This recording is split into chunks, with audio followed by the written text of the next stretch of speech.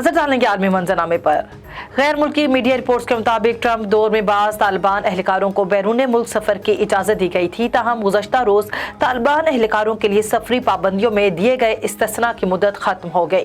Afghan media reports के मुताबिक अमरीका इस बात पर गौर कर रहा है कि डोनाल्ड ट्रंप के दौर में दिए गए इस्तिस्ना में तोसी की जाए, जिससे अफगानिस्तान में तालिबान की ज़ेर क़यादत हुकूमत के बाज़ ओहदेदारों को बैरून मुल्क सफ़र की इजाज़त मिलेगी।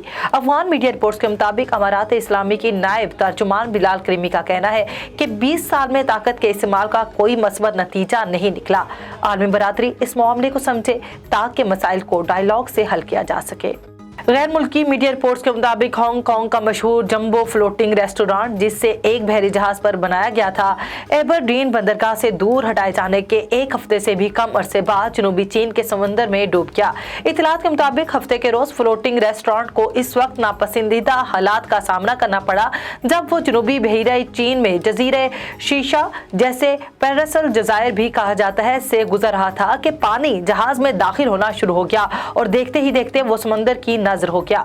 कंपनी का कहना है कि समंदर की गहराई की वजह से रेस्टोरेंट को बचाने का काम इंतहाई मुश्किल है, जबकि फ्लोटिंग रेस्टोरेंट डूबने के वाकये में अमले का कोई रुकन जख्मी नहीं हुआ। रिपोर्ट्स के मुताबिक माली मुश्किलात का शिकार 2 साल से बंद रेस्टोरेंट को शहर से मुंतकिल किया जा रहा था। बरतानवी खबर रसाई एजेंसी राइटर्स के मुताबिक इसराइली वज़ीर आज़म नफ्ताली बेनेट और वज़ीर ख़ारजा यायर लैपिड ने पार्लियामेंट को तहलील करने पर इत्तेफाक कर लिया है।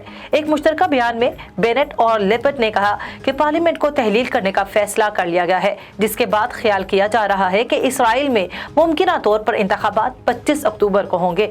खबर रसाई एजेंसी के मुताबिक अगले हफ्ते इसराइली पार्लियामेंट में वोटिंग होगी, जिसके बाद लैपिड नए इंतखाबात होता वज़ारत उज़्मा का ओहदा संभालेंगे।